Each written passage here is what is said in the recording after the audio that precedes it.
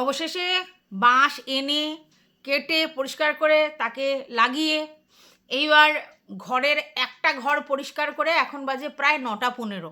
একটা ঘর পরিষ্কার হয়েছে, আরও দুটো ঘর ডাইনিং প্লেস সব নোংরা পড়ে রয়েছে। তোমরা জানোই যে এই সব বাঁশ কেটে গুছিয়ে লাগানোর পর কতটা আর কি ঘর ক্লিন করতে হয়। যাই হোক, সেটা পরের কথা। এখন আমি ভিডিও করতে এলাম কারণ আমার দর্শকদের চাপে, তাদের কথা কোনো কিছু শুনবো না ভাই, তোমায় ভিডিও দিতে হবে, ও সব গল্প শুনতে চাই না। তো যাই হোক, এখন আমি একটা ভিডিও করতে এসেছি। আর সত্যিই তো মানে এই হচ্ছে ওই হচ্ছে বলে কাজে ফাঁকি দেওয়া একদম ভীষণ ঠিকঠাক নয়, একদম ভুলভাল। যাই হোক, চুনা মোটামুটি এখন দৌড়ে পড়ে চলে এসছে ভিডিও করতে। ভিডিওটা কী নিয়ে? ভিডিওটা অবশ্যই আমাদের আজকের 4 সখী মিলনের যে ব্যাপারটা সেটা নিয়ে ভিডিও, অবশ্যই ম্যান্ডিকে নিয়ে, অবশ্যই বোতলকে নিয়ে। এবং এখানে একটা কথা প্রথমেই আমার বলার দরকার, সেটা হচ্ছে যে এটা কি হলো, ধরি মাছ নাচুই পানি? মানে দেখালাম অথচ দেখালাম না, হাত পা নাড়া দেখালাম, থালা দেখালাম, শি অফ করতে গেছি দেখালাম, অথচ তাদের মুখ দেখালাম না। কারণ না, আমি কথা রেখেছি আর কি। কথাটা যেটা দিয়েছিলাম ভিউয়ার্সদেরকে, সেই কথাটা রেখেছি। এবার কিছু কিছু ভিউয়ার্স বলছে, কিছু নোংরা মানসিকতার লোক, কিছু কন্ট্রোভার্সি ক্রিয়েটার, কিছু নোংরা ভিউয়ার্সের জন্য তুমি আমাদের সুখ মাটি করলে, প্রথম কথা। দ্বিতীয় কথা হচ্ছে যে আমরা আনন্দ করতে পারলাম না, ঠিক আছে? তোমাদের এই সুন্দর মুহূর্ত দেখে আমরা যে এনজয় করতাম সেটা করতে পারলাম না। তো আমরা তো কোনো দোষ করিনি, তাহলে কিছু নেগেটিভ ভিউয়ার্স আর কিছু কন্ট্রোভার্সি ক্রিয়েটারদের জন্য তুমি এটা করে ফেললে? এটা কিছু লোকের কথা, ঠিক আছে? তো যাই হোক, সবটা মিলিয়েই এখন আমার content. Welcome back to my channel. আশা করছি তোমরা সবাই খুব ভালো আছো, আর আমিও খুব ভালো আছি নতুন একটা ভিডিওর সাথে। আমি রুনা লাইফস্টাইল থেকে। শোনো, ও বলেছিল, মানে আমাদের ম্যান্ডু বলেছিল যে ওর দিদিদের সঙ্গে যে ওর সম্পর্কটা সেটা অফলাইনে রাখবে, কোনো রকম অনলাইনে আনবে না, ঠিক আছে? তার জন্য ও কিন্তু অ্যাকচুয়াল দর্শকদের মিথ্যা কথা বললো। কীরকম? ওর বাড়িতে ওর দিদিরা এসেছে, ঠিক আছে? ওর দিদিরা এসছে, তখন ও কী বললো, ইউটিউব থেকে কিছু সদস্য এসছে, তাদের মানে তারা আজকের আমার বাড়িতে এসেছে, খাওয়া দাওয়া মস্তি যাই হোক হোক, কিন্তু দিদিরা নয়। এবং সবথেকে বড় কথা, ওর কমেন্ট বক্সে যাদের নাম করা আছে সেগুলো তো সমানে বলছে না আমার কোনো দিদি নেই, এই নামের আমি কাউকে চিনি না, অমুক তমুক। এসব বলদ কথা কিসের জন্য? তুমি কাকে চেনো কি চেনো না সেটা তো পরিষ্কার বোঝা যাচ্ছে। একটা ভদ্রমহিলা তোমার বাড়িতে গেছে, যেই জামা পরে সেই জামা পরে এসেই পরেই শর্টস ভিডিও করছে, তার জামার দেখা যাচ্ছে, তার হাত দেখা যাচ্ছে, তার সে যেখানে খেতে গেছে সেখানের প্লেট দেখাচ্ছে, বেগুন ভাজা দেখাচ্ছে, তুমিও সেম মেনু সেই প্লেটে দিচ্ছ, দেখাচ্ছ। তারপরে তোমরা বলছো কে ও আমি চিনি না। এটা কিরকম বোকা বোকা কথা? সেখানে তুমি লাভ রিয়াক্ট দাও না দাও দেখে চলে যাও, সেখানে আর কোনো রেসপন্স করার দরকার নেই। যেখানে তোমাকে নামগুলো বলছে বারবার, সেখানে তুমি নামগুলোতে রেসপন্স করবে না, যে না মানে কোনো রেসপন্সই করবে না। বা তুমি লাভ রিয়াক্ট দিয়ে যেরকম চলে যায় সেরকম তুমি বলছো এই নামের আমি কাউকে চিনি না, আমার কোনো দিদি নেই। এসব বলদ কথা কিসের জন্য বলছো? তার মানে তুমি একটা মিথ্যাবাদী, প্রমাণিত। কারণ তুমি বলেছিলে আমি অফ ক্যামেরায় যা করার করব, অন ক্যামেরায় দেখাবো না, ঠিক আছে? তো দেখাবে না, এটা পর্যন্ত ঠিক আছে। তার মানে এটা তো নয় যে তোমার দিদিদের সঙ্গে তোমার সম্পর্ক নেই, বা সেই দিদিদের নাম করলে তুমি চিনতেই পারছো না। তুমি নাই চিনতে পারো, কিন্তু সেটাতে তোমাকে উত্তর দেওয়ার দরকার নেই। তাহলে তোমার এই অদ্ভুত নাটক কিসের জন্য? আচ্ছা, বাই দ্য ওয়ে, যারা যেসব ভিউয়ার্স বলছো কন্ট্রোভার্সি ক্রিয়েটারদের জন্যে এবং কিছু নেগেটিভ ভিউয়ার্সদের জন্য এটা হলো, সত্যি তাই? তোমরা সত্যি ভেবে চিন্তে বলছো কথাটা? কন্ট্রোভার্সি ক্রিয়েটাররা একবারও বলেছিল ম্যান্ডিকে যে ভাই তোমরা তোমাদের দিদিদের সখ্যতা দেখিও না অন ক্যামেরায়? বলেছিল? আর যদি কোনো ভিউয়ার্স কোথাও কোনো কমেন্ট করে, সেই কমেন্টটা যদি কন্ট্রোভার্সিয়াল হয়, তার দায়িত্ব কিন্তু সেই ভিউয়ার্সের, সেখানে কিন্তু ম্যান্ডু দায় নয়। আবার কোনো কন্ট্রোভার্সি ক্রিয়েটার যদি সমান একে ওকে চেটে ভিডিও করে বা দালালি করে, সেটার দায় কিন্তু সেই কন্ট্রোভার্সি ক্রিয়েটারের, ম্যান্ডির নয়। তাহলে ম্যান্ডির কি দায়? ম্যান্ডির এটা দায়, ম্যান্ডির অপমান হয়েছে কিসে না, ও দিদিদেরকে নিয়ে যে কথাগুলো বলেছে তাতে ও অপমানিত হয়েছে, তাই ও ডিসিশন নিয়েছে। তাহলে সেখানে কন্ট্রোভার্সি ক্রিয়েটারদের নিয়ে কেন বলা হচ্ছে? কন্ট্রোভার্সি ক্রিয়েটাররা কন্টেন্ট পেলেই কন্টেন্ট করবে। তো কন্ট্রোভার্সি ক্রিয়েটাররা কি ওকে বলেছিল তোমার দিদিদের না দেখাতে? বলেনি তো। কিন্তু কন্ট্রোভার্সিয়াল কোনো টপিক উৎপন্ন হলে সেটা নিয়ে কন্ট্রোভার্সি হবে। আজকের এই যে ম্যান্ডি আধা অধুরা দেখিয়েছে, মানে মুখ থেকে পুরো দেখায়নি, একটুখানি মানে জামা কাপড় দেখিয়েছে, একটু হাত পাত দেখিয়েছে, তো সেটা দেখিয়ে কি কন্ট্রোভার্সি ক্রিয়েটাররা কন্ট্রোভার্সি করেনি? কেন ওটা বলদ বলদ কথা না? মানে আমি বুঝে পাই না এ কি নাটকটা করছে, কি নাটকটা করতে চাইছে অ্যাকচুয়ালি, আর কি বলতে চাইছে, আর কাদের নামে ব্লেমটা দিচ্ছে। আমি আমার দিদিদের সঙ্গে অনলাইনে সম্পর্ক লোককে দেখালে লোক সেটা নিয়ে কন্টেন্ট করছে, তাহলে আমার দিদিদের রক্ষার্থে আমি তাদের সঙ্গে অফলাইনে যা করার, মানে যা আনন্দ করার সেটা করব। ওই আনন্দটা লোককে দেখাবো না, কারণ সেই আনন্দ দেখালে লোকে সেটা নিয়ে কন্টেন্ট করছে বা আমার দিদিদেরকে অপমান করছে। তাই এটা আমার তরফ থেকে এটা আমি ডিসিশান নিয়েছি, কারোর থেকে কিচ্ছু না নিয়ে, না জানিয়ে, মানে ডিসিশানে কোনো মত না নিয়ে জানিয়েছি। তাহলে এই দায়টা কোথা থেকে?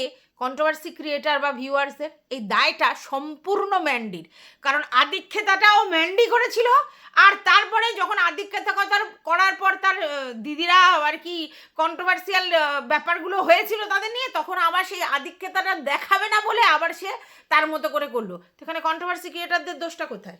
হ্যাঁ, কন্ট্রোভার্সি ক্রিয়েটাররা ম্যান্ডির মতো মানে কন্ট্রোভার্সিয়াল ক্যারেক্টাররা কন্ট্রোভার্সি দেয় বলে তার জন্য কন্ট্রোভার্সি করে, না হলে কারোর বাড়ি গিয়ে দৌড়ে পড়ে কোনো কন্টেন্ট নিয়ে আসে না। এখানে ইউটিউবে সোশ্যাল মিডিয়ায় দেখায় বলে কন্টেন্ট হয়, এখানে ইউটিউবে সোশ্যাল মিডিয়ায় কন্ট্রোভার্সিয়াল টপিক ওঠে বলে কথা হয়, নাহলে কার দরকার আছে? এত তো ব্লগার আছে, এত ব্লগার, সবাইকে নিয়ে সবসময় কন্ট্রোভার্সি হয়, তাহলে তোমাদের ম্যান্ডুরানি কন্ট্রোভার্সি ছুড়ে দেবে, বলবে আই লাভ কন্ট্রোভার্সি, কন্ট্রোভার্সির মধ্যে থাকতে ভালোবাসবে, নিজের চ্যানেলের গ্রো আপের জন্য কন্ট্রোভার্সি বারবার করবে এবং কন্ট্রোভার্সিয়াল ক্যারেক্টারের সঙ্গে সখ্যতা বন্ধুত্ব রাখবে, আর তারপরে নাটকগুলো করলে কি করে হবে? বাই দা ওয়ে, ওদের কিন্তু 5টা বোন ছিল। হ্যাঁ, গোল্ডি দিদির সঙ্গে সঙ্গে 2টো নুপুর, আর একটা আমাদের দালাল দিদি, আর তাহলে একটা গোল্ডি দিদি, 2টো নুপুর, একটা দালাল দিদি, আর ম্যান্ডি, তাহলে মোট 5 বোন। 5 বোনের মধ্যে আমরা 4 বোনের উপস্থিতি দেখলাম, আর একটা বোন হাওয়া। কিসের জন্য? জানি না। তাহলে এই গল্প করার সময় 5 বোন, কিন্তু যখন একত্রিত হয় তখন 4 বোন, কেন? বুঝলাম না। আচ্ছা, বাই দা ওয়ে, সুদূর থেকে এসেছে আমাদের বিদেশিনী দিদি, এবং আরও মানে নর্থের থেকে এসেছে আমাদের আরেক দিদি, তো তাদের সঙ্গে কিন্তু সন্ধে পর্যন্ত কাটিয়ে রাত্রির মানে পর্যন্ত আর কি তারা তারপরে বাড়ি গেছে। কিন্তু আমাদের মানে এই যে দালাল, সে কিন্তু হঠাৎ করে হাওয়া হয়েছে, মানে সন্ধেবেলার আগে হাওয়া হয়েছে।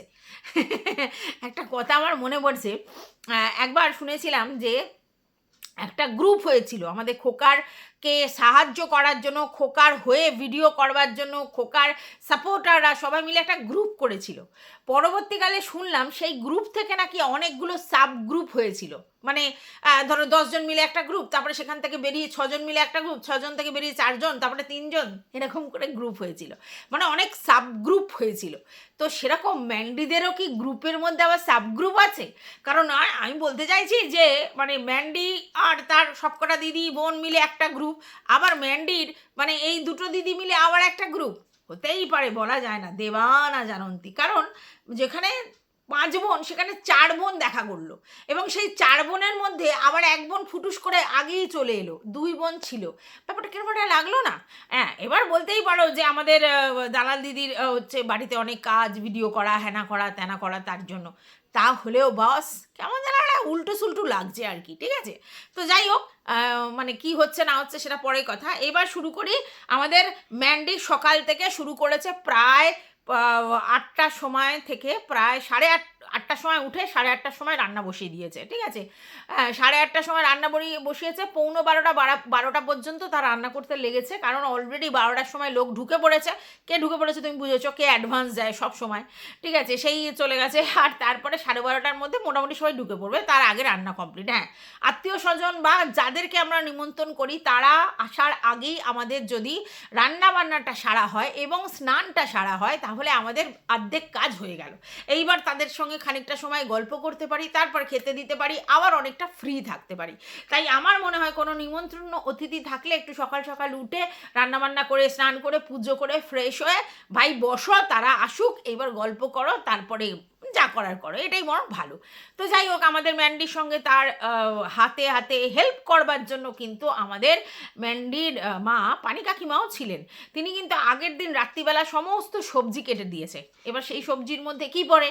লাউ পড়ে, আচ্ছা, তার সঙ্গে আর কি পড়ে? পালং শাক পড়ে, আচ্ছা, পালং শাক পড়ে, বেগুন ভাজা, মাছের ঝোলের আলু, তারপরে চিকেনের মশলাপাতি সমস্তই আছে। জানি না ও আবার সেই আদা রসুনের পেস্ট দিয়ে রান্না করেছে কিনা। তো যাই হোক, সমস্ত কিছু আছে। তো ওভারঅল বেশ অনেকটাই আনাজ কাটার ব্যাপার আছে, আদা রসুন ছাড়ানোর ব্যাপার আছে, যদি আদা রসুন দিয়ে রান্না করে পেঁয়াজ ছাড়ানোর ব্যাপার আছে, ওইসবগুলো অনেকটাই ব্যাপার ছিল। যাই হোক, আর একটা হচ্ছে চাটনি, ঠিক আছে, চাটনি করেছে। তো যেহেতু আমাদের স্যান্ডি দাদা চাটনি খায় না সুগারের জন্য, তাই ম্যান্ডি দিদির অভ্যেস নেই চাটনি করার, তার জন্য চাটনি হচ্ছে আমাদের পানি কাকিমাকে করতে দিয়েছে। তো যে কোনো অনুষ্ঠানে যদি তোমরা কেউ পায়েস আর মানে চাটনি রান্না করো, মোটামুটি যারা রান্না করো, তারা কিন্তু প্রথমেই চাটনি আর পায়েসটাই করে। কেন বলো তো? কারণ চাটনি আর পায়েস গরম ভালো লাগে না, তার জন্য প্রথমেই ফার্স্ট চাটনি আর পায়েস করে নিতে হয়, যাতে গরম না থাকে, ঠান্ডা হয়ে যায়, ঠিক আছে? আচ্ছা, এইবার ও সর্বশেষে কিন্তু দেখিয়েছে যে ভাত বসিয়েছে, তাহলে ভাতটা কি গরম গরম থাকে। তো এবার আমি যতদূর জানি, যত মানে বাড়িতে নেমন্তন্ন করা হয়, তাতে যেরকম পায়েস আর চাটনি প্রথমে করা হয়, আর যদি কোনো ভাজাভুজি থাকে আর ভাত থাকে, সেটা লাস্টে করা হয়, তাহলে কি গরম গরম পরিবেশন করা যায়। এইবার ম্যান্ডিকে আমি এর আগেও দেখেছি ছাঁকা তেলে বেগুন ভাজতে, এবং ছাঁকা তেলে বেগুন ভেজে সেই বেগুনগুলো মানে সেই বেশ সোনালি সোনালি আকার হয় না, একটু লদলতে নরম নরম হয়ে যায়, এবং সেই বেগুনগুলোকে ভেজে সেটাকে আবার ঢেকে রাখে। বেগুন ভাজা কখনো থালা দিয়ে ঢেকে দিতে নেই, তার কারণ ওই যে ময়েশ্চারটা বেরোয়, ঠিক আছে, সেই ঘামে ঘামে বেগুন ভাজাটা একেবারে লদলতে হয়ে যায়। ওই জন্য বেগুন ভাজাকে ভাজতে হয় ঢাকা দিয়ে দিয়ে, এপিট উপিট করে সোনালি হয়ে গেল, তারপরে সেগুলোকে তুলে নিয়ে এমন একটা পাত্রে রেখে সেটাকে তোমার চুবড়ি দিয়ে চাপা দিতে হয়। আর বেগুন ভাজা ফার্স্টে কোনো দিনই ভাজতে নেই, কারণ বেগুন ভাজা নরম হয়ে গেলে একদম ভালো লাগে না খেতে। গরম গরম একটা বেগুন ভাজার স্বাদই আলাদা।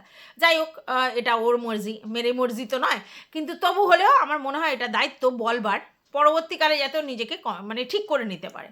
তো আর হচ্ছে তোমার আর যা দেখলাম সেটা হচ্ছে পালং শাক করেছে, আর যা দেখলাম সেটা হচ্ছে তোমার লাউ করেছে। লাউ চিংড়ি খেতে খুবই ভালো লাগে, কিন্তু লাউটা আর একটু বেশি নরম নরম, মানে একটু লদলদ হওয়ার দরকার ছিল। যদিও রান্না বান্না নাকি সবাই বলেছে খুব টেস্টি হয়েছে, খুব সুন্দর রান্না হয়েছে, তবে লাউটা আমার মনে হতো আর একটু গামাখা হলে ভালো হতো, মানে একটু শুকনো ব্যাপারটা ছিল। আর পালং শাকটা দেখে মনে ছিল নেহাতি খারাপ না। আচ্ছা, তারপরে এলো যেটা কাতলা মাছ। এটা কেন করলো আমি জানি না ম্যান্ডি, কারণ ম্যান্ডি তো প্রচুর ভ্যারাইটির মাছ নিয়ে আসতে পারে। তো ও কেন কাতলা মাছ করলো, এবং সব দেখলাম বেশ পেটি পেটি লম্বা লম্বা পেটি পেটি দেয়া। তো সেটা কেন করলো আমি জানি না, কারণ ম্যান্ডি ইলিশ মাছ, চিংড়ি মাছ, প্রচুর মাছ আনে, এবং ওকে তো দিয়ে যাওয়ার লোক থাকে, সেক্ষেত্রে ভ্যারাইটি মাছটা একটু ভালো লাগতো। যাই হোক, কাতলা মাছ খারাপ জিনিস না, কাতলা মাছ কিন্তু সবাই খায় মোটামুটি, আর বাচ্চারাও নরম কাতলা মাছ খায়, কিন্তু আমি ভেবেছিলাম একটু স্পেশাল কোনো মাছ হবে। তো যাই হোক, সেখানে কাতলা মাছগুলো সরু সরু লম্বা লম্বা, ঠিক আছে, বড় মাছ সেগুলো মানে চওড়া চওড়া মাছ, তার জন্য পেটিটা বেশ লম্বা কিন্তু সরু সরু, মোটা মোটা নয়, ঠিক আছে, একদম সরু সরু বড় বড় পেটি, মানে লম্বা লম্বা পেটি দেখলাম সেই মাছ। তারপরে দেখলাম চিকেনটা দেখে আমি অবাক, তার কারণ হচ্ছে চিকেনটা এই জন্য অবাক, সেইটার কারণ ওর বাড়িতে স্পেশাল লোকজন আসছে, আর ওর কাছে যেটা শুনেছি লাল লাল খাসির ঝোল লোককে বেশি খাওয়াতে পছন্দ করে, তাহলে সেক্ষেত্রে ও সেখানে খাসি না করে মুরগি করলে আই অ্যাম তো অবাক। তারপরে বুঝতে পারলাম যে ওরা হয়তো মানে খাসি খায় না, মুরগি খায়, প্রেফার করে, তার জন্যই হচ্ছে মুরগি মানে করা হয়েছে, ঠিক আছে। তো ওভারঅল দেখলাম সবার পাতে পাতে দেয়া হলো। এবার ওর বরকে ওর মেয়েকে স্টিলের থালা দিয়েছে, আর ওদেরকে সব ওই বোন চায়নার প্লেটগুলো দিয়েছে। তবে যাই বলো, বোন চায়নার প্লেটে করে দিলে না খাবার মাখতে খুব অসুবিধা হয়, মানে এই ভাত টাইপের। তুমি ফ্রাইড রাইস দাও, বিরিয়ানি দাও, ঠিক আছে, কিন্তু যদি তুমি ভাত দাও তাহলে স্টিলের থালা, কাঁসার থালার মতো আর কিছু হয় না। তো আমার স্পেসিফিক্যালি মানে আমাদের ম্যান্ডুকে বলার আছে যে তোমার বাড়িতে যেহেতু আত্মীয় স্বজন আসে, তোমার এই বন্ধু দিদিরা আসে, তাই আমার মনে হয় তোমার সুন্দর সুন্দর মোটা মোটা স্টিলের থালা অন্তত কিনে রাখা উচিত, যেগুলোতে দিলে একদম সুন্দর লাগে। মানে কাঁসার হয়তো সবসময় সবাই অ্যাফোর্ড করতে পারে না, আর কাঁসা মেনটেন করাও খুব কঠিন, ঠিক আছে, সেই জন্য কাঁসাটা বাদ দাও, কিন্তু মোটা স্টিলের থালা যেগুলো বেশ একটু হার্ডি, একটু দেখতে সুন্দর, ওরকম ব্যবহার করতেই পারো। ওই কারণ বোন চায় না এতে না ভাত মাখা যায় না, আর ভাত না মেখে খেলে খুব মুশকিল। একজনকে দেখছিলাম পুরো দলা দলা করছে, তারপরে মুখে পুড়ছে, মানে পালং শাক দিয়ে ভাতটাকে দলা দলা করছে। আমার না কি হাসিই পাচ্ছিল, মানে সেই দলা দলা করে একটা করে দলা আর কি মুখে দেবে, এরকম করে ভাত খাচ্ছিল দেখলাম, আমার খুব হাসি পাচ্ছিল। যাই হোক, অনেকে অনেক আলোচনা করছে যে এটা মধ্যখানেরটা হচ্ছে ও যা ও ওটা সে, কেউ কেউ বলছে অ্যাপেলের ঘড়ি পরাটা হচ্ছে আমাদের নুপুর দিদি, কেউ কেউ বলছে যে শাখা পরাটা হচ্ছে আমাদের বোতল, এরকম করে করে মানে অ্যাজামশান করছে, ঠিক আছে। তো আমার কাছে ওটা অ্যাজাম করার মতো কিছু নেই, যে কোনো পাশে যে কেউ দিদি বসতে পারে। কিন্তু এইবার এলো গিফটের ভিডিও, কারণ ম্যান্ডি সেই ভিডিওটাকে বেশিক্ষণ কন্টিনিউ করতে পারেনি, স্বাভাবিক, সারাদিন পরিশ্রম করার পর ব্লগিং করে সেটাকে আবার মানে করা খুব মুশকিল, আগের দিন রাত্রির থেকে পরিশ্রম করছে, এটা স্বাভাবিক, ঘরদোর পরিষ্কার করা, কেউ লোক আসলে সমস্ত কিছু প্রেজেন্ট করা যথেষ্ট কঠিন কাজ। তো যাই হোক, শারীরিকভাবে অনেকটাই অসুস্থ লাগছে, কোমর ফোমর ধরে গেছে। আরে হ্যাঁ, সত্যি কথা, দাঁড়িয়ে দাঁড়িয়ে রান্না করলে কোমর ফোমর ধরে যায়। বাই দা ওয়েও বলছে সে সিজারের পর থেকে এরকম বলছে, আগে আমি কত ভারী ভারী কাজ করেছি, তো অনেকে অমনি বলতে চলে এসছে আর কারোর যেন সিজার হয় না, আর কারোর যেন এরকম হয় না। ভাই দা ওই আমি বলি, সিজারের সময় কিন্তু সবাইকে ওই যে মানে কি বলবো, একদম আমাদের শীত দ্বারার ওইখানে একটা ইঞ্জেকশন দেয়, সবাইকে কিন্তু ওরকম মানে ভাবে দেয় না, হ্যাঁ, কিন্তু বেশিরভাগ ক্ষেত্রে ওই যে আধা অধুরা যে তোমাদেরকে অজ্ঞান করে, তাতে কি হয়, ওই ইঞ্জেকশনটা দিতে হয়, ফুল অজ্ঞান করলে ওটা দিতে হয় না। তো মানে অবশ করবার যেটা ব্যাপারটা, তো ওইটা না মারাত্মক খারাপ জিনিস। ওটা দিলে তোমার সারা জীবনের মতো তোমাকে অ্যাকচুয়ালি অ্যাপাইজ করে দিল। কোনো ভারী কাজ বা কোনো কিছু করলেই কোমর ধকধক, কোমর যন্ত্রণা হতেই থাকে। এবার সত্যি কথা বলতে, যারা খাটাখাটনি করে না, সেই লেভেলের পরিশ্রম করে না, তারা যদি হঠাৎ করে পরিশ্রম করে, তাদের স্বাভাবিক মনে হবে। আমিও দেখেছি লক্ষ্মী পুজোর রান্না করার সময় বা বাড়িতে বেশি লোকজন চাপ হলে, তখনও আমার এই কোমর ধকধক যন্ত্রণা, এই ব্যথা এগুলো করে, বিশেষ করে কোমর যন্ত্রণা, পা যন্ত্রণা প্রচুর করে। তাই এটা নিয়ে মানে হাস্যকর কিছু না, এটা সত্যিই হয়। এইবার যাদের হয় না, তারা মানে কি বলবো, ঈশ্বর তাদেরকে মানে রক্ষা করেছে, মানে সিজার হওয়ার পরেও কোমর ধকধক করে না, বেশি কাজ করলে, বেশি পরিশ্রম করলে, এবং তাদের ওই শিরদাঁড়ায় ব্যথা করে না, এটা খুব মানে অস্বাভাবিক একটা ঘটনা, এবং আমি বলবো তারা লাকি পারসন। এবার আমি সত্যি কথা প্রথম দিকটায় অত বুঝতে পারতাম না ছোটোবেলায়, মানে ছোটোবেলায় বলছি, ছোটো যখন ছিলাম, যত বেশি বুড়ি হচ্ছি তত বেশি ব্যথা যন্ত্রণা বেড়ে যাচ্ছে, কারণ বুড়ির সঙ্গে সঙ্গে ক্যালসিয়াম কমে গিয়ে হাড় ক্ষয় হচ্ছে, তার জন্য হচ্ছে। আচ্ছা বাই দা ওয়ে, এবার কথাটা হচ্ছে যে এই সিজারের ব্যাপারটা, হ্যাঁ, এখানে আরও একটা টুইস্ট আছে, সেটা হচ্ছে যারা সিজার হওয়ার পর ভালো করে রেস্ট নেয়, মানে 4 মাস রেস্ট নেয়, একদম যত্নে যত্নে থাকে, নিচু ফিচু হয় না, তারপরে যদি তারা কাজে হাত দেয়, যে কাজই করুক, হ্যাঁ, কিন্তু 4 মাস পুরো যদি রেস্টটা নেয় ভালোভাবে, তাহলে তাদের কিন্তু সেই সমস্যা হয় না, এটা আমার শোনা কথা। আর যারা খুব বেশি গায়ের জোর, মানসিক জোরের জন্য 1-1.5 মাসও ওয়েট করে না, পটাপট কাজের মধ্যে নেমে যায়, এবং কাজ মানে সেই লেভেলের পরিশ্রম করে, তখন তাদের কিন্তু বেশি প্রবলেম হয়, কারণ তখন মানে ভিতরটা কাঁচা থাকে, সেই অবস্থায় উপরটা শুকনো বলে নেমে পড়ে দৌড়াদৌড়ি করতে, কিন্তু ব্যাপারটা তখন খারাপ হয়ে যায়, এটা আমি শুনেছি, শোনা কথা। তো যাই হোক, আমার মনে হয় যে ওখানে একদমই আমাদের ম্যান্ডু রানী একদম ঠিক কথা বলেছে, এটা নিয়ে কোনো আপত্তি নেই। এইবার চলে আসি ম্যান্ডু রানীর গিফট, যেটা ও আগের দিনই বলেছিল এই ব্যাগগুলো আছে, সেগুলো তোমাদেরকে দেখাবো, সেখানে আমার কিছু গিফট মানে যেগুলো আমি দেবো সেগুলো নিয়ে এসেছি, তো সেগুলো দেখাবো বলে ওই ভিডিওটা জুড়ে দিয়েছে। তো সেই ভিডিওটাতে দেখলাম প্রত্যেককে একটা করে নাইটি দিয়েছে ওর তরফ থেকে, আর কিছু কিছু নাইটি হচ্ছে তারা অর্ডার করেছে, সেই অর্ডারি মালগুলো ও আর ডিসপ্যাচ করেনি, এখানে যেহেতু আসবে এখান থেকেই দিয়ে দিচ্ছে। আচ্ছা, ভালো কথা। আর তারপরে দেখলাম শাড়ি, একটা শাড়ি সাদা জিমিচু আমার বেশ পছন্দ হয়েছে, সেই শাড়িটা একজনকে দিয়েছে, আর একটা জিমিচু পিঙ্ক কালার, হ্যাঁ পিঙ্ক কালার, আর একটা ভায়োলেট মনে হয়, হ্যাঁ, তো ওই না একটা পিঙ্ক কালার, আর তো ভায়োলেট দেখিনি। তাহলে যে যে জিমিচু পিঙ্ক কালার যাকে দিয়েছে, তার সঙ্গে হচ্ছে আরও পিঙ্ক কালার না ভায়োলেট কালার, মোস্ট প্রবাবলি, আমি ঠিক একটা মনে করতে পারছি না, তো তার সঙ্গে কিন্তু সে আরও দুটো জিমিচু শাড়ি নিয়েছে, এবং প্লাস সে নাইটি নিয়েছে, প্লাস সে হচ্ছে তোমার কি যেন বলে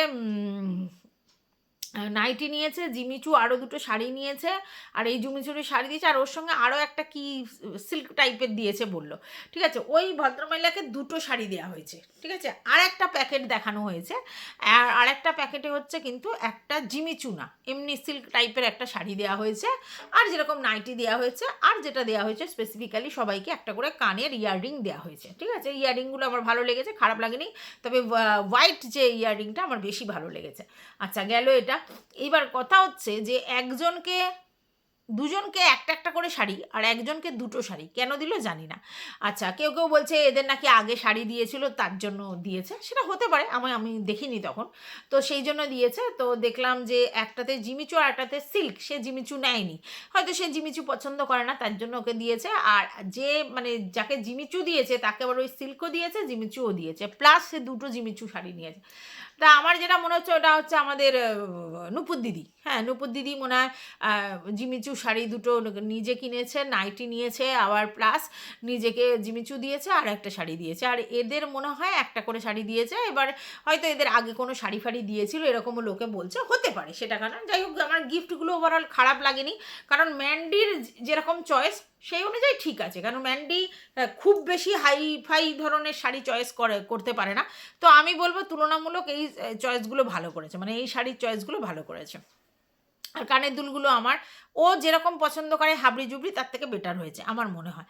তো ওভারঅল দেখলাম এই রকম গিফট দিয়েছে, আর ওকে কি কি গিফট কে দিয়েছে ঠিক আছে সেটা পরের দিন দেখাবে। আর সত্যি কথা গিফট পেতে সবার ভালো লাগে, গিফট পেলে একটা আনন্দই আলাদা। দেখো সবাই সবাইকে দিয়েছে, সবাই সবার মতো করে খরচা করেছে, ঠিক আছে, কিন্তু সেটা বড় কথা নয়, কিন্তু এটা একটা আলাদা স্পেশালি আনন্দ, আমি দিচ্ছি ও দিচ্ছে আমি দিচ্ছি। তবে একটা জায়গায় আমার একটা আপত্তি আছে, সেটা হচ্ছে ম্যান্ডি যে নাইটিগুলো সবাইকে দিয়েছে এক রকমের নাইটি, সেই নাইটিগুলোর প্রিন্ট আমার ভালো লাগেনি, কেমন যেন একটা লাগছে একদম, মানে সে কিরকম একটা, তো ওই নাইটিগুলো আমার ভালো লাগেনি, এটাই একটা আমার লেগেছে। আর ওভারঅল ঠিক আছে, তবে হ্যাঁ এটা বলতে পারি যে এইটার কোনো প্রয়োজন ছিল না, মানে এই আধা অধুরা ব্লগ, আধা ওদের আমি দেখাচ্ছি, ওদের প্রেজেন্স দেখাচ্ছি, ও সবাই বুঝতে পারছে ওরা কে, সমস্ত কিছু লোক জানে, অথচ লোক ঠকানো কারবার তোমার, যে আমি একে চিনি না ওকে চিনি না, একে আমি কোনো দিন দেখিনি, না গো আমার কোনো দিদি নেই, সব বলদ বলদ কথা বলে কোনো লাভ নেই, ঠিক আছে। এগুলো হচ্ছে বলদামি পুরো ভিউয়ার্স ঠকানো কারবার, সোজা কথা। কারণ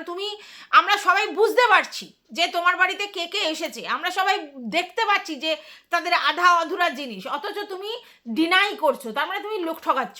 ভিউয়ার্সদেরকে সত্যি কথা বলতে হবে যে হ্যাঁ আমার বাড়িতে কিছু আমার আত্মীয় স্বজন বা বন্ধু বান্ধব বা আমার দিদিরা বা আমার বোনেরা যাই হোক এসেছে, বাট আমি তাদেরকে সেইভাবে রিভিল করতে পারছি না, তার কারণ হচ্ছে আমি কথা দিয়েছিলাম তাদেরকে আমি দেখাবো না। কিন্তু এই যে আধা আধুরা জিনিস, কারণ ব্লগার তোমাকে তো তোমার নিজের একদিনে ব্লগটা দেখাতে হবে, নাহলে তো তোমার ব্লগটা স্কিপ করতে হবে।